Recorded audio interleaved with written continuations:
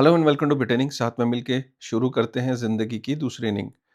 सो इस वक्त मैं जानता हूँ कि आप लोग काफ़ी कंफ्यूज्ड होंगे क्योंकि बहुत सारे लोग इंक्लूडिंग मी हम लोग ये कह रहे थे कि गोल्ड और सिल्वर की मार्केट्स जब थोड़ा सा सेटल होंगी तो उसके बाद आप बिटकॉइन के अंदर रिकवरी देखोगे।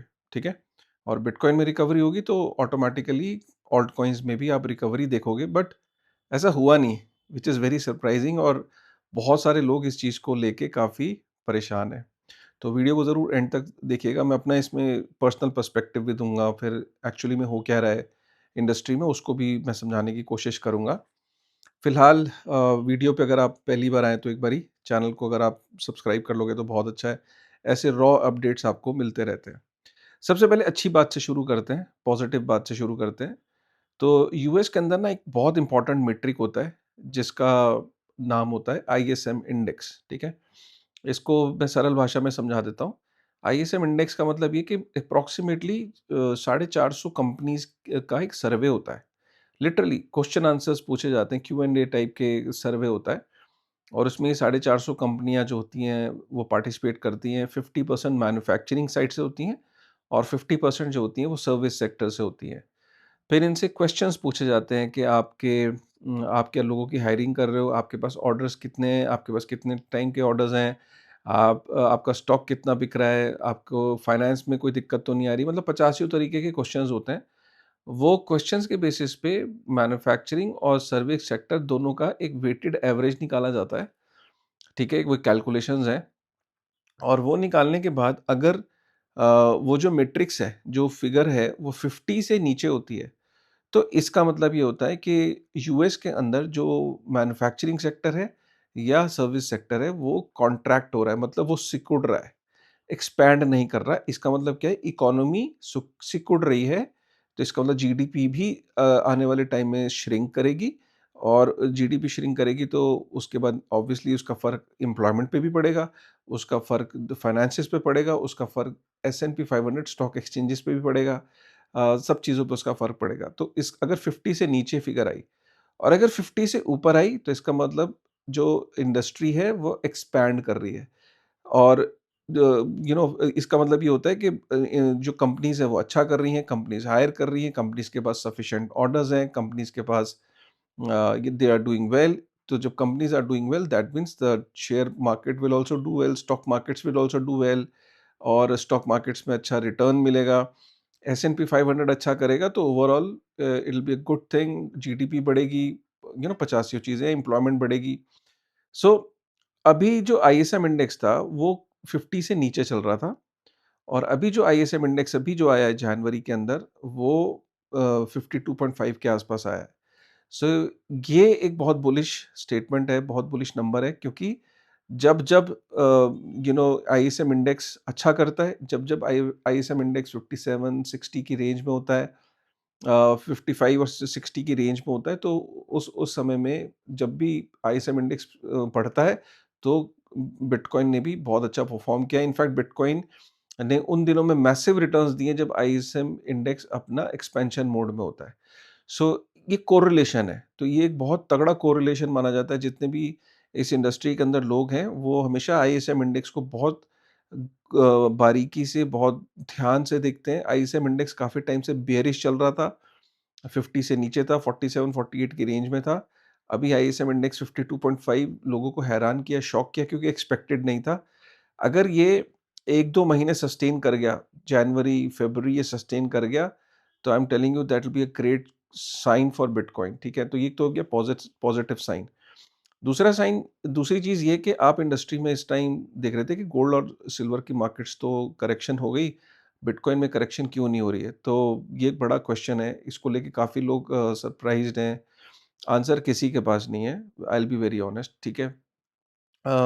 मैं 2-3 चीज़ें बताता हूँ। सबसे पहली बात जो मैं देख रहा हूँ, और मेरी तरह और भी बहुत सारे लोग इंडस्ट्री में 8-9 साल से मैं हूँ, तो बहुत लोगों से कन्वर्सेशन देखता हूँ, सेंटिमेंट्स ट्विटर पे हमेशा रहता हूँ, ट्विटर पे मैं एक सेंटिमेंट देख रहा हूँ। और जो और बड़े लोग हैं उन वो भी यही कह रहे हैं। वही कह रहे हैं कि इस बार सेंटिमेंट जो रिटेल का है वो अपने ऑल टाइम लो पे है। ऑल टाइम लो पे सेंटिमेंट है, इससे नीचे कभी सेंटिमेंट देखा नहीं। बिटकॉइन की लोग बात नहीं कर रहे हैं। ऑल्ट कॉइन्स तो छोड़ दो, ऑल्ट कॉइन से तो लिटरली कोई बात ही नहीं कर रहा है।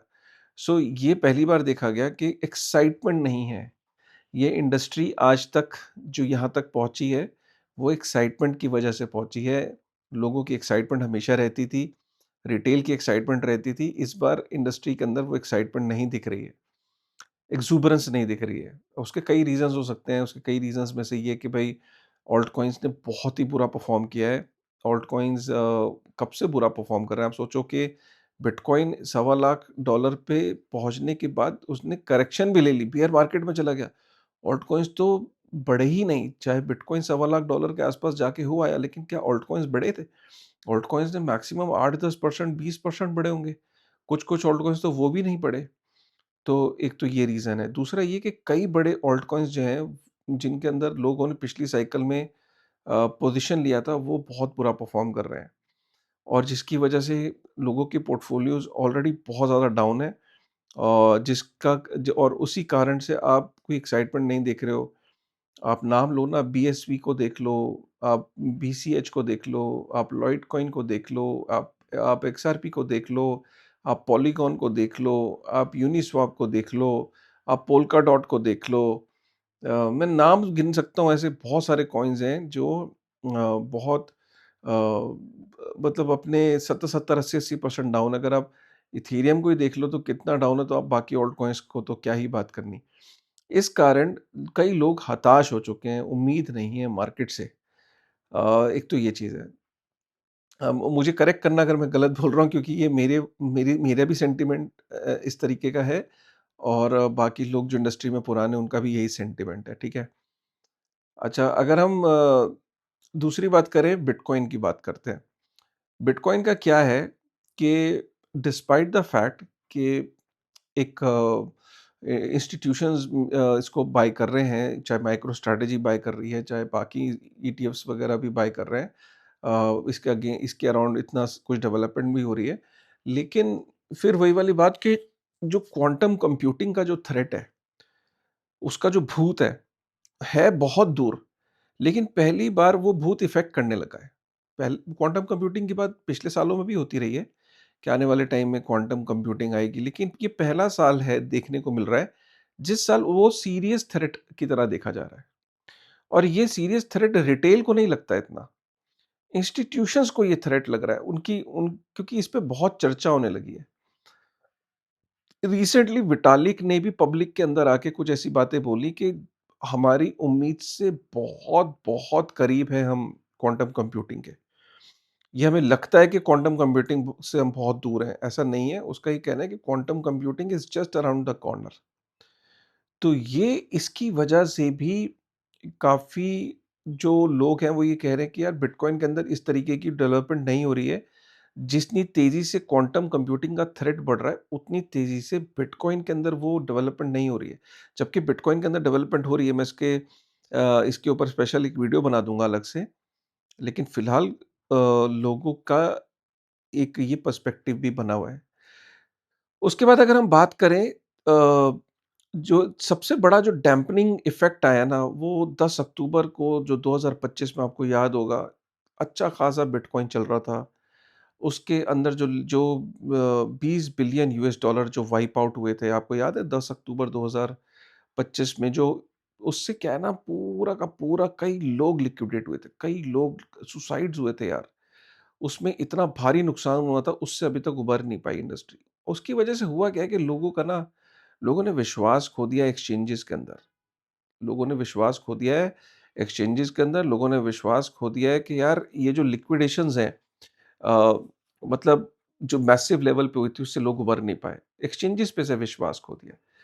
यहाँ तक कि जो सीज़ी है, सीज़ी को इतना ज़्यादा क्रिटिसाइज़ किया जा रहा है कि सीज़ी ने अभी एक स्टेटमेंट दी है कि पहले तो वो ये सोचता था कि सुपर साइकिल में हैं हम लोग, सुपर साइकिल आएगी, लेकिन अब जिस हिसाब से लोग मुझे क्रिटिसाइज़ कर रहे हैं, तो मैं डाउट कर रहा हूँ, क्योंकि बहुत ज़्यादा नेगेटिविटी है और लिटरली लोग उससे उभर नहीं पाए अभी तक। वो लास्ट लिक्विडेशंस, उससे इंस्टीट्यूशंस का भी विश्वास खोया गया है, क्योंकि एक झटके के अंदर, इनफैक्ट कुछ दिन में होता ना करेक्शन, एक झटके में कितना बड़ा करेक्शन हो गया था, कितनी बड़ी-बड़ी वो 24 घंटे में आप सोचो कि $20 बिलियन वाइप आउट हो जाना यार, which is like a huge number. उससे इंडस्ट्री उभर नहीं पाई है और एक क्वांटम कंप्यूटिंग का थ्रेट एक अलग है। और एक और चीज़ यार, देखो, पहले ना मेटल्स इतना आउट परफ़ॉर्म नहीं करते थे। मेटल्स ने जिस तरीके से परफ़ॉर्मेंस दी है, तो मेटल्स एक तरीके के बिटकॉइन और ऑल्ट कॉइन्स ही तो बन गए ना। अगर आप गोल्ड को देखो तो क्या मैसिव रिटर्न दिया, सिल्वर को देखो क्या मैसिव रिटर्न दिया। अब लोगों को लगता है कॉपर देगा या बाकी मेटल्स भी देंगे, तो लोग पहले बिटकॉइन और सिल्वर से थ्रेट नहीं मिलता था। आज बिटकॉइन और सिल्वर ने वैसे मूवमेंट करी है जैसे क्रिप्टो मार्केट, तो लोग कह रहे हैं यार कौन जा रहा है क्रिप्टो मार्केट में जब मेटल्स इतना अच्छा परफ़ॉर्म कर रहा है, तो मेटल सारी लिक्विडिटी ले गए। बहुत सारे लोगों को मैं जानता हूँ जिन्होंने बिटकॉइन और ऑल्ट कॉइन से निकल के मेटल्स में पोजीशंस ली हैं और मेटल्स में पैसा भी बनाया है।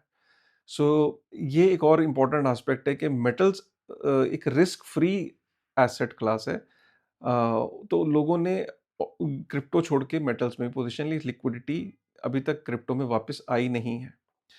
अब ओवरऑल आप बोलोगे कि सर ये तो हो गई बात, फ्यूचर क्या है यार? देखो, फ्यूचर हमेशा बिटकॉइन तभी आउट परफॉर्म करता है जब लोग उसे कहने लगते हैं, अरे ये तो डेड हो गया, ये तो खत्म हो गया, खत्म हो गया। अब वही सिचुएशन चल रही है। इंडस्ट्री जब इस पे आ जाती है ना कि डेड है इंडस्ट्री, तभी इस इंडस्ट्री ने मैसिव रिटर्न्स दिए हैं। बिटकॉइन के साथ हमेशा ये होता है। बिटकॉइन को एक इनफैक्ट मीडिया आउटलेट है जो इसको ट्रैक करता है कि बिटकॉइन को कितनी दफ़ा डेड बोला गया है। तो 400 साढ़े 400 दफ़ा उसको डेड बोला गया है। तो बिटकॉइन के साथ ये पहली बार नहीं हो रहा है। मैं बिटकॉइन को लेके क्यों बुलिश रहता हूँ? आप हमेशा सोचते होंगे कि यार ये मैं डिफेंड नहीं करता हूँ। मैं तो आपको बोल रहा हूँ, आपके सेंटीमेंट से मैं एग्री करता हूँ जो इस टाइम चल रहे हैं। और मैं सिर्फ़ ये कह रहा हूँ कि बिटकॉइन को लेके मैं बुलिश इसलिए रहता हूँ, मैं बिटकॉइन के लिए वरीड तब होता कि अचानक मुझे ये पता लगे कि अब 21 मिलियन नहीं, 44 मिलियन या 42 मिलियन बिटकॉइन आएँगे। तो मैं बिटकॉइन छोड़ देता भाई। कोई मुझे ये कहता कि उसकी जो नेटवर्क की सिक्योरिटी है, उसमें कोई कमी आई है, कोई मुझे कहता कि अब एक ही माइनर माइन करेगा, माइनर्स खत्म हो गए। मुझे कोई कहता कि नोड्स जो हैं वो सारी जितनी भी नोड्स हैं वो सब सेंट्रलाइज़ हो गई हैं। तो मैं सोचता हूँ मैं सतोशी नाकामोटो वापस आ गया है, ठीक है? फ़र्क तो तब भी नहीं पड़ता, लेकिन मैं तब भी बेयरिश हो जाता थोड़ा-सा। क्वांटम कंप्यूटिंग ने सतोशी नाकामोटो का वॉलेट हैक कर दिया है। हाँ, मैं बेयरिश हो जाता। ठीक है? माइकल सेलर, ईटीएस वगैरह सब ने बिटकॉइन बेचने शुरू कर दिए, मैं हो जाता थोड़ा बेयरिश, ठीक है? ऐसा कुछ भी नहीं हुआ है। स्ट्रक्चरल लेवल पे बिटकॉइन को कुछ नहीं हुआ है। स्ट्रक्चरल लेवल पे बिटकॉइन अपना काम कर रहा है, नोड्स काम कर रही हैं, माइनर्स काम कर रहे हैं। नेटवर्क की सिक्योरिटी बढ़ रही है दिन प्रतिदिन, माइनर्स जुड़ते जा रहे हैं, नेशंस बाय कर रहे हैं, आज नहीं तो कल price will bounce back. Bitcoin हर साल, हर बार कुछ ना कुछ एक्सट्रीम सिनेरियो से गुजरता है, वो शायद वो साल है। मेरा तो विश्वास इस बिटकॉइन में इसलिए और थोड़ा-सा बढ़ गया है। मैंने गोल्ड को जो परफ़ॉर्म करते देखा है ना, इससे ही पता चल गया कि इससे फ़र्क नहीं पड़ता है कि कितनी बड़ी आपकी एसेट का आपका मार्केट कैप क्या है। भाई जब परफ़ॉर्मेंस करने पे सिल्वर जब इतना मैसिवली 24-24 घंटे में ट्रिलियंस में स्विंग हो रहा है एसेट क्लास में, तो सोचिए बिटकॉइन तो अभी हार्डली कितना 1.5 ट्रिलियन यूएस डॉलर का एक एसेट है। तो बाकी जो ऑल्ट कॉइन्स भी आप बोलते हो कि यार आप हमेशा बिटकॉइन की बात करते हो, तो मैं ये कहूँगा कि जब बिटकॉइन इतना मेनस्ट्रीम में आएगा तो ऑल्ट कॉइन्स की यूज़ केस के बेसिस पे डिमांड बढ़ेगी और डेफ़िनिटली बाकी ऑल्ट कॉइन्स भी परफ़ॉर्म करेंगे। लेकिन अ, सारे ऑल्ट कॉइन्स परफॉर्म नहीं करेंगे क्योंकि आज के डेट में बिलियंस में है ऑल्ट कॉइन्स। 2021 के बुल रन में इतने मिलियंस में ऑल्ट कॉइन्स नहीं थे। आज की डेट में बिलियंस में ऑल्ट कॉइन्स हैं, ठीक है? एक और चीज़ जो मैंने रिसेंटली देखी कि अभी आपने मॉल्ट बुक का नाम सुना होगा, जहाँ पे एआई एजेंट्स ने अपना सोशल मीडिया बना लिया। अगर आपने उसमें ध्यान दिया होगा कि एआई एजेंट्स जब डिसेंट्रलाइज़्ड तरीके से बातचीत कर रहे थे अपने सोशल मीडिया पे जहाँ ह्यूमन्स अलाउड नहीं है, वहाँ पे दोस्तों उन्होंने ना करेंसी पे बात करना शुरू करी कि एआई एजेंट की हमारी खुद की करेंसी होनी चाहिए। उसपे कहीं न कहीं कंसेंसस दिख रहा था कि बिटकॉइन के ऊपर कंसेंसस दिख रहा था और उन्होंने अपना कुछ टोकन्स भी लॉन्च करे, लेकिन जो अपनी करेंसी को उन्होंने बिटकॉइन पे वो उनका कंसेंसस बनता हुआ दिखा उनकी डिस्कशन में। मतलब सोचो एआई बिटकॉइन को अपनी करेंसी बता रहा है। तो कल को अगर बिटकॉइन वाक़ई में एआई की करेंसी हो गई, जो कि डिसेंट्रलाइज़ है, सिक्योर है, ये इतना तो एआई भी समझता है ना। एआई के पास भी तो इंटेलिजेंस है। आ गई है। तो अगर आप देखो तो एआई के अंदर कॉन्शियसनेस आ रही है, सुपर इंटेलिजेंस स्टेज में जा रहा है एआई, और वो अगर बिटकॉइन को ऐसे बोल रहा है कि वो उसकी करेंसी बन सकते हैं, तो ये उसके लिए बुलिश चीज़ है, क्योंकि कल को दुनिया भर में सारे काम, सारी वेबसाइट, सब कुछ एआई के थ्रू ही होना है, एआई एजेंट्स के थ्रू होना है, ठीक है? सो ये कुछ पर्टिकुलर सिनेरियोज़ हैं, मेरे ख्याल से एट प्रेज़ेंट हाँ, बेयरिश हो सकते हो आप, बट मैं हमेशा कहता हूँ ये एक्यूमुलेशन के फेज़ होते हैं। अ, आपको लोअर लेवल पे एंट्रीज़ का मौका मिल रहा है। I think you should accumulate, like आप गोल्ड को एक्यूमुलेट करते थे, गोल्ड ने कितने सालों बाद परफ़ॉर्म किया है, सिल्वर ने कितने सालों बाद परफ़ॉर्म किया है, 40-40 साल बाद सिल्वर ने परफ़ॉर्म किया है, बिटकॉइन ने कितने सालों में परफ़ॉर्म किया है, गोल्ड ने कितने सालों में परफ़ॉर्म किया, तो बिटकॉइन ने तो पास्ट में काफ़ी अच्छी परफ़ॉर्मेंस है। टेम्परेरी अभी ये चीज़ें मैं मानता हूँ आपकी, बट फ्यूचर में I think things are going to be good, ठीक है? एंड मैं हमेशा कहता हूँ कि शॉर्ट टर्म के लिए आप ना इस इंडस्ट्री में ना आएँ, लॉन्ग टर्म के पर्सपेक्टिव से ही आप इस इंडस्ट्री में आएँ, ठीक है?